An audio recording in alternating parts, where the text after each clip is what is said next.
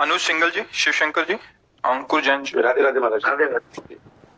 महाराज जी, हम दोस्त आगरा से आए हैं। श्री जी की प्रेरणा से हमने गौ सेवा हेतु संस्था एक बनाई है। महाराज जी, इनका ऐसा भाव है, ये कुछ पूछना भी चाह रहे हैं और कुछ बताना भी चाह रहे हैं महाराज जी आपसे। ये कह रहे हैं कि इन्होंने एक सेवा शुरू की थी जिसमें 50 किलो गोग्रास से शुरू की थी। ये सेवा आज 300-350 हजार किलो तक पहुंच गई है।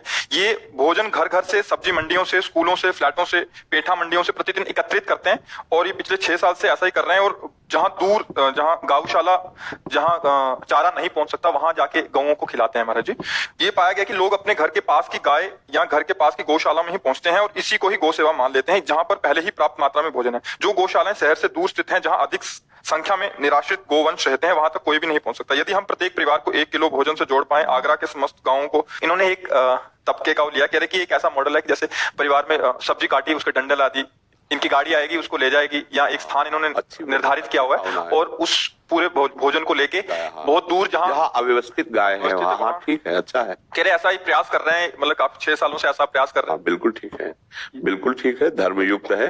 और भगवान ने, गोपाल जी ने भी गौ सेवा की है ना, तो ये बहुत कृपा है भगवान की जो आपकी बुद्धि ऐसे निस्वार्थ भाव में लगी। तो आप इसको और बढ़ाइए, 4 लोगों को और जोड़िए और गौ सेवा कीजिए, नाम जप करते हुए। नाम जप जरूर कीजिएगा और निस्वार्थ सेवा होनी चाहिए। मतलब जैसा आपने बताया, इसमें तो कहीं स्वार्थ दिखाई नहीं दे रहा, पर कहीं प्रगट में आगे चल करके भी स्वार्थ ना छूने पावे। गौ सेवा मतलब गौ सेवा, अर्थ मिले या कुछ पदार्थ मिले, वो ठीक गौ सेवा में ही पहुंचे, जहां भी आप पहुंचा सकें। जहां आपको लग रहा है कि यहाँ अत्यंत आवश्यकता है, ये तो बहुत अच्छी बात है, क्योंकि जो शहरों में है उनको पर्याप्त मिल रहा होगा, और जहां नहीं पर्याप्त मिल रहा वहां आपकी पहुंच हो रही है, तो आप उनकी सेवा करें, ये तो और धन्यवाद का विषय है। तो आप और जोड़िए, हमारे जो भावुक जन हैं उनको और जोड़िए और गौ सेवा में तत्पर रहिए और नाम जप करते रहिए। भगवान गोपाल जी ने गौएं चराई है, गौ सेवा की हमारे ब्रज के ठाकुर ने नहीं की, तो ये गौ सेवा तो भगवत प्राप्ति का खुला हुआ मार्ग है। क्योंकि जब भगवान का अवतार भी होता है ना, उसमें पृथ्वी गौ का रूप धारण करती है। गौ सेवा का मतलब है पूरे विश्व की सेवा हो रही है। ये पृथ्वी गौ का रूप धारण करके जब पुकार करती है ना, तब भगवान का अवतार है। हाँ, भगवान का अवतार होता है। विप्रधेनु सुरसंत हित लीन मनुज अवतार। धेनु शब्द है, धेनु गाय, तो ये गौ सेवा भगवान। और देखो, किसी की भी सेवा हो यदि भगवत भाव से हो तो सबके हृदय में भगवान विराजमान है। फिर गौ सेवा तो शास्त्र भी आज्ञा करता है, इसलिए आप कीजिए और निष्कामता बढ़े, अभिमान शून्यता बढ़े, अपने में श्रेष्ठ भावना आने पावे। अपना कार्य है भगवत सेवा, गौ सेवा, पर हमें प्रभु ने लगाया है। अगर प्रभु ना लगावे तो भला ऐसा कैसे हो सकता है कि हम घर घर से एक एक ग्रास एकत्रित करके फिर ऐसा करें। तो उसमें अहम ना आने पावे और आगे कभी गौ सेवा के लिए कुछ भी मिले तो वो गौ सेवा में ही जाए, अपने कभी प्रयोग में ना आवे, तो यही भगवत प्राप्ति करा देगा। ठीक है महाराज जी, जैसे कि लगभग आगरा में अभी 12,000 गौवंश है जी, जिसमें कि 4,000 को पर्याप्त भोजन मिल जाता है जी। जो 8,000 गौवंश हैं जी, वहां पे 50% खाना पहुंच रहा है। जो फाइट है वो 50% की है और एक गाय की औसत खुराक जो है वो 10 किलो है। तो मतलब अगर हम 8,000 इंटू 5 किलो करते हैं तो 40,000 किलो का व्यवस्था है। यदि 40,000 किलो भोजन हम जुटा पाए तो आगरा में, जो मैं समझता हूँ, जो मेरी बुद्धि में आया, हम आगरा में प्रत्येक गौवंश तक खाना पहुंचा सकते हैं। इसके लिए हमें बस ये प्रयास करना है कि हम 40,000 परिवारों को शायद 1 किलो भोजन से जोड़ लें। जी बिल्कुल। और ऐसे आपको श्रद्धालु मिलेंगे, अगर उनको जागृत किया जाए तो ऐसे श्रद्धालु मिलेंगे। ऐसा नहीं है कि अधूरा रह जाएगा, आप प्रयास कीजिए, भगवान का बल आपके साथ है। तो ऐसे दयालु हृदय के हैं जो आप चाह रहे हैं, वो पूर्ति होने में देर नहीं लगेगी। आप इसमें सुदृढ़ रहिए और थोड़ा जागृत कीजिए।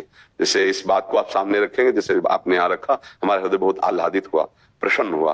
तो आप जहां भी ये बात रखेंगे, थोड़ा भी धर्म का अंश है, उसके मन में आ जाएगा कि अगर हम 10 रुपए का चारा भी, तो हमारा सेवा बनता ना, मान लो घर में नहीं है ना, हम 10 रुपए का भी चारा लेकर के अगर देंगे तो एक बार अगर एक गाय के भोजन की व्यवस्था हमारी 1 दिन की हो जाएगी, तो ऐसे सब दिनों का चलता रहेगा। तो अगर जिनके पास घर में मान लो ऐसी व्यवस्था है कि हमारे पास जो आप लेना चाहते हैं वो नहीं उपस्थित उतना हो पाएगा, तो 10 रुपए का अगर हम चारा व्यवस्थित ढंग से जोड़े तो 300 रुपए होते हैं। हम बिल्कुल साधारण कह रहे हैं। अगर सब 300-300 रुपए की चारे की व्यवस्था वहां तक पहुंचा दे तो गौएं भूखी नहीं रहेंगी।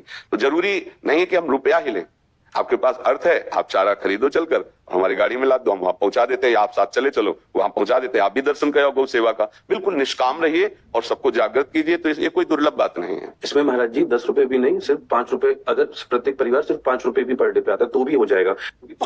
जो मसाला खाते हैं 100-200 के तो मसाले खा जाते हैं, तो 10 रुपया क्या चीज होती है। 2 से 2.5 रुपए किलो चारा मिल जाता है जब बल्क में। नहीं, हम ये कह रहे हैं कि आज आधुनिक स्तर पे अगर कोई मसाला भी खाता है तो 100-200 का मसाला खा जाता है, 10-20 पुड़िया खा जाता है। बहुत से ऐसे व्यसन करते हैं, बहुत से ऐसे व्यर्थ धन को, अगर छोटा छोटा भी हिस्सा धन का, तो बहुत सी ऐसी धार्मिक सेवाएं हैं जिनमें बहुत हम अच्छा अपने को अनुभव कर सकते हैं, हमारा हृदय पवित्र हो सकता है। अब जैसे कई ऐसे लोग हैं जो बीमार हैं मनुष्य शरीर में ही, अर्थव्यवस्था उनकी नहीं है, तो जैसे ऐसी व्यवस्था कि उनकी बीमारी के लिए उनको उचित औषधि मिल जाए, अब वो वयोवृद्ध हैं, घर से निकाल दिए गए हैं, उनको भोजन मिल जाए, उनको वस्त्र मिल, बहुत सी हमारी समाज को सेवाओं की आवश्यकता है। तो जैसे आप गौ सेवा में उठे, ऐसे अगर नौजवान थोड़ी थोड़ी अन्य सेवाओं को भी देख ले तो हमारा समाज व्यवस्थित और सुखी हो जाए। बहुत से ऐसे वयोवृद्ध जन भी देखे गए हैं जिनकी घर में कोई व्यवस्था नहीं, उनको निकाल दिया गया है, और ऐसे जनों की व्यवस्था अगर हो जाए तो बहुत उत्तम है। क्योंकि हमको 1-2 वीडियो दिखाए गए कि जैसे एक माई स्टेशन पे बैठी है और उसका लड़का इस भाव से लाया कि तुम्हारी आंखें ठीक करवा देंगे, दोनों आंखें उसको दिखाई कुछ नहीं दे रहा। अब वो इंतजार में बैठी, मेरा 3 दिन हो गए, उसको ना भोजन है ना कुछ है, तो किसी से रो के कह रही थी। वो वीडियो बना के जब हमको दिखाया गया तब लगा कैसा निर्दयी बच्चा है कि जिसको दिखाई भी नहीं देता उस माँ को स्टेशन पे बैठा लाया है। ऐसे बहुत से केस हैं जिसमें वयोवृद्ध माता पिता का त्याग कर देते हैं, समृद्ध बच्चे, समृद्ध है जिनके पास है, अब उन वयोवृद्ध हैं, बीमार हैं, तो उनकी भी सेवा। ऐसे समाज को हमारे जागृत होना चाहिए। ऐसी जैसे आप जैसे धर्म की भावना करके और एक समूह बनाकर आप गौ सेवा, ऐसे अगर छोटे छोटे हम 10-10 लोग मिलकर के अपने समाज को व्यवस्थित और सुखी, रामकृष्ण परमहंस जी ने व्यवस्था की, देखो बड़े बड़े जगह में ऐसे ये मिशन है।